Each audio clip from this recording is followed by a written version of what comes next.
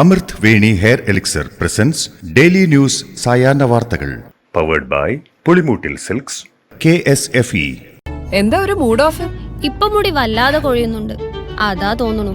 ഈസ്ട്രജന്റെയും vitamin ഡിയുടെയും കുറവാണ് മിക്ക സ്ത്രീകളുടെയും മുടി കൊഴിച്ചിലിന്റെ പ്രധാന കാരണം. അമൃത് Veni hair elixir for women സ്ത്രീകളുടെ മുടിയുടെ വളർച്ചയ്ക്കും ശക്തിക്കും അത്യാവശ്യമായ herbal ഈസ്ട്രജനാലും vitamin ഡിയാലും സമ്പുഷ്ടമാക്കിയതാണ് Amrit Veni hair elixir for women.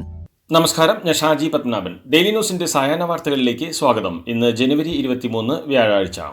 അടുത്ത വർഷം നടക്കാനിരിക്കുന്ന നിയമസഭാ തെരഞ്ഞെടുപ്പിൽ UDFനെ അധികാരത്തിലേക്ക് എത്തിക്കാനുള്ള പ്രതിപക്ഷ നേതാവ് VD സതീശന്റെ പ്ലാൻ 63-ന് ഹൈക്കമാൻഡ് പിന്തുണയെന്ന് റിപ്പോർട്ടുകൾ. 2001 കോൺഗ്രസ് നേടിയ 63 മണ്ഡലങ്ങൾ കേന്ദ്രീകരിച്ച് പ്രവർത്തിച്ചാൽ മാത്രമേ വരുന്ന നിയമസഭാ തെരഞ്ഞെടുപ്പിൽ UDFന് മുന്നേറ്റമുണ്ടാക്കാൻ കഴിയൂവെന്നാണ് സതീശൻ അറിയിച്ചത്. ഇന്നലെ നടന്ന KPCC രാഷ്ട്രീയകാര്യ സമിതിയിൽ ഇതാര് എവിടെ ചർച്ച ചെയ്ത് തീരുമാനിച്ചെന്ന് പറഞ്ഞായിരുന്നു AP അനിൽകുമാർ പൊട്ടിത്തെറിച്ചത്.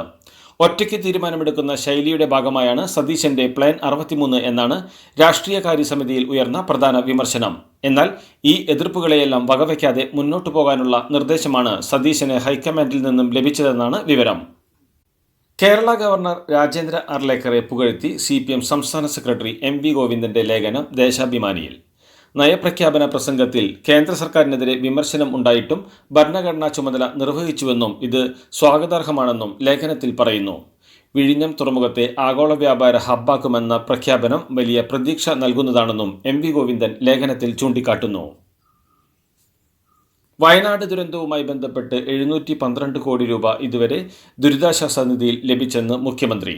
ദുരന്തത്തെ കേന്ദ്ര സർക്കാർ അതിതീവ്ര ദുരന്തമായി പ്രഖ്യാപിച്ചതിനാൽ കൂടുതൽ സഹായം പ്രതീക്ഷിക്കുന്നുണ്ടെന്നും അദ്ദേഹം നിയമസഭയിൽ പറഞ്ഞു. കേന്ദ്ര സർക്കാരിൽ നിന്ന് ഇതുവരെ ധനസഹായം ലഭിച്ചിട്ടില്ലെന്നും ദുരന്തബാധിതർക്ക് കൃഷിഭൂമി നൽകാൻ സാധിക്കില്ലെന്നും മുഖ്യമന്ത്രി വ്യക്തമാക്കി. എലപ്പുള്ളിയിലെ ബ്രൂവറി വിവാദം കത്തുന്നതിനിടെ CPI സംസ്ഥാന സെക്രട്ടറി ബിനോയ് വിശ്വം എക്സൈസ് മന്ത്രി MB രാജേഷുമായി കൂടിക്കാഴ്ച നടത്തി. പദ്ധതി കൊണ്ട് ജലദൗർലഭ്യം ഉണ്ടാകില്ലെന്ന് രാജേഷ് അറിയിച്ചു. 2 ദിവസം മുമ്പായിരുന്നു കൂടിക്കാഴ്ച നടന്നത്. എലപ്പുള്ളിയിലെ ബ്രൂവറി വിവാദത്തിൽ പ്രതികരണവുമായി CPI സംസ്ഥാന സെക്രട്ടറി ബിനോയ് വിശ്വം രംഗത്ത്.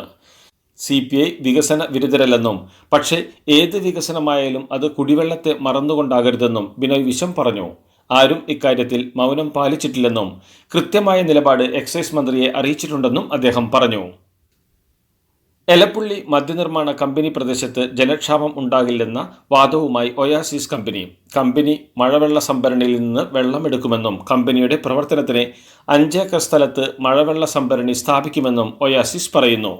ഒപ്പം പ്രദേശത്തെ 200 പേർക്ക് തൊഴിൽ ലഭിക്കുമെന്നും ഒയാസിസ് വാഗ്ദാനം ചെയ്യുന്നു.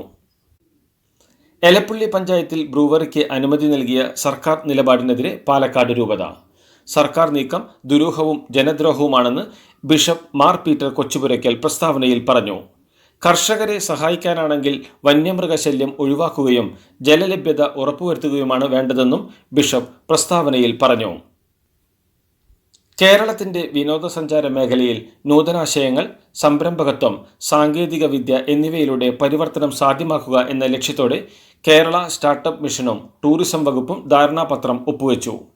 സംസ്ഥാന ടൂറിസം വകുപ്പ് മന്ത്രി PA മുഹമ്മദ് റിയാസിന്റെ സാന്നിധ്യത്തിൽ ടൂറിസം വകുപ്പ് ഡയറക്ടർ ശിഖ സുരേന്ദ്രനും Kerala startup mission CEO Anoop അംബികയുമാണ് ഇത് സംബന്ധിച്ച ധാരണാപത്രത്തിൽ ഒപ്പിട്ടത്.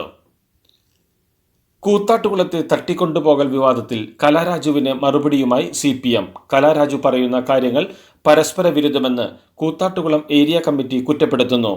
പാർട്ടി പ്രവർത്തകർ കത്തിക്കാട്ടി ഭീഷണിപ്പെടുത്തിയെങ്കിൽ എന്തുകൊണ്ട് അന്ന് തന്നെ പോലീസിനോട് അക്കാര്യം പറഞ്ഞില്ലെന്നും സംഭവ ദിവസം കലാരാജു പൂർണ്ണ ആരോഗ്യവതിയായിരുന്നുവെന്നും ഇപ്പോൾ അനാരോഗ്യത്തിൽ പ്രത്യക്ഷപ്പെടുന്നത് ദുരൂഹമെന്നുമാണ് വിമർശനം.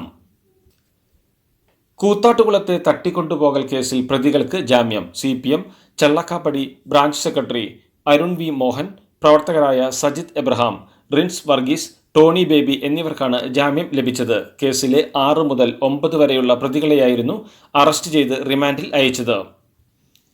കൂത്താട്ടുകുളം CPM ഏരിയ കമ്മിറ്റി അംഗം സണ്ണി കുര്യാക്കോസ് തന്നെ കബളിപ്പിച്ചുവെന്ന് വ്യക്തമാക്കി കലാരാജു സംസ്ഥാന നേതൃത്വത്തിന് അയച്ച കത്ത് പുറത്ത്. കുടുംബത്തിന്റെ കടബാധ്യത തീർത്തുതരാമെന്ന് പറഞ്ഞ് നിർബന്ധപൂർവം സ്ഥലം വിൽപ്പിച്ചുവെന്നാണ് പരാതി.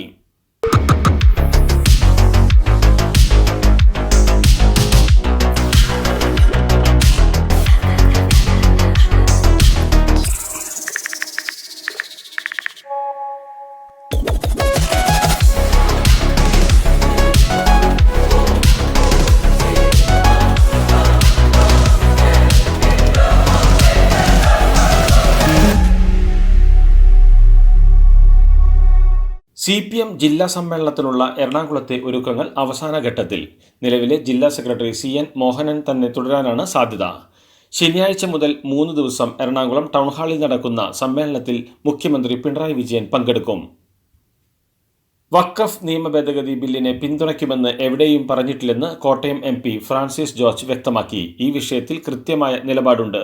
UDFന്റെയും ഇന്ത്യ മുന്നണിയുടെയും നിലപാടാണ് തനിക്കും തന്റെ പാർട്ടിക്കുമുള്ളത്. ബില്ലിനെ പിന്തുണയ്ക്കും എന്ന് പറഞ്ഞത് വളച്ചൊടിക്കപ്പെട്ട വാർത്തയാണ്.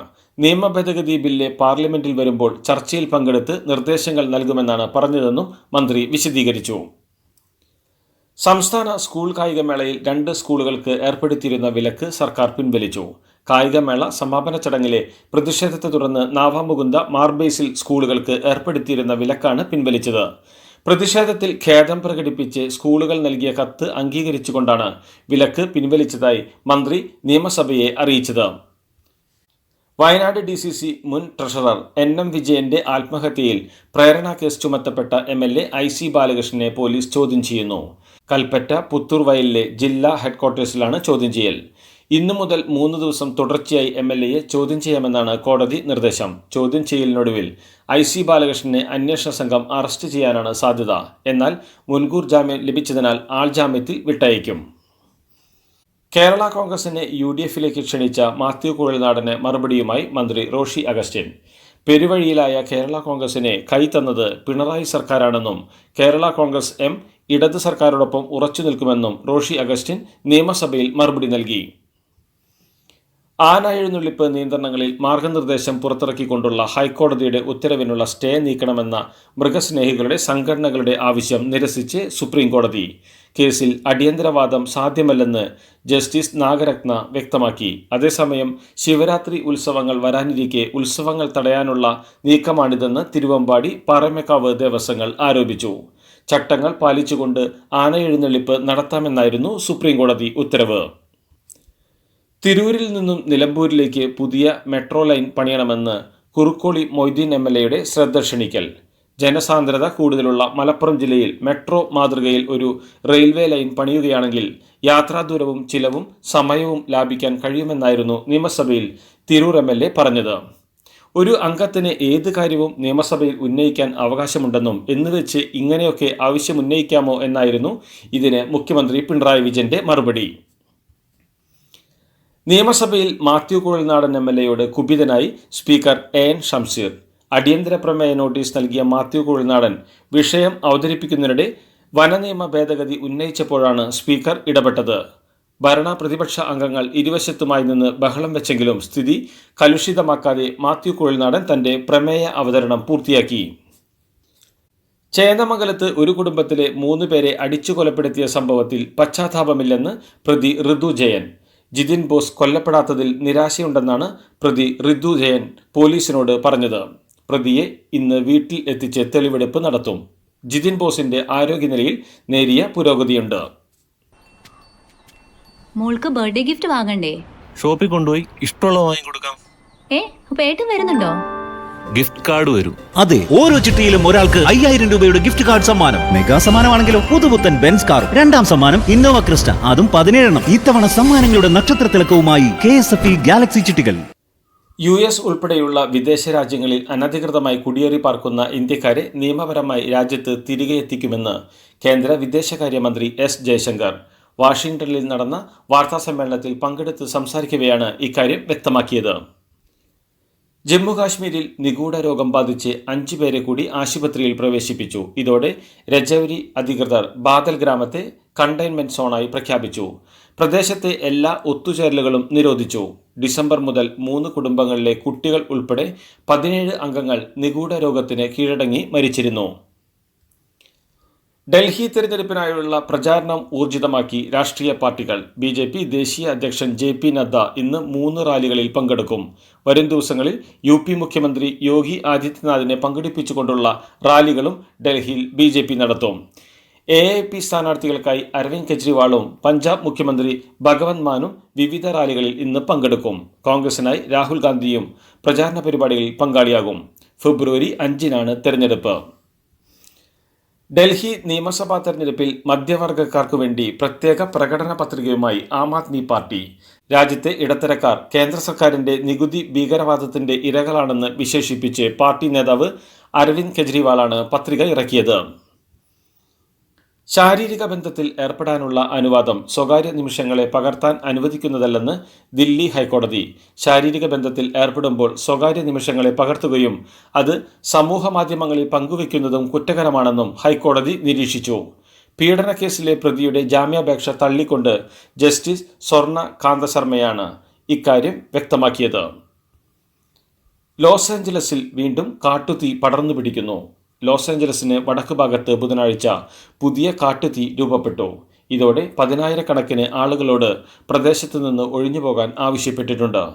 ലോസ് ഏഞ്ചലസിൽ വൻ നാശത്തിന് കാരണമായ കാട്ടുതീക്ക് ദിവസങ്ങൾക്ക് ശേഷമാണ് പുതിയ കാട്ടുതീ പടരുന്നത്. ഇതോടുകൂടി ഡെയിലി ന്യൂസിന്റെ ഇന്നത്തെ സായാഹ്ന വാർത്തകൾ സമാപിക്കുന്നു. ഡെയിലി ന്യൂസിന് വേണ്ടി വാർത്തകൾ വായിച്ചത് ഷാജി പത്മനാഭൻ.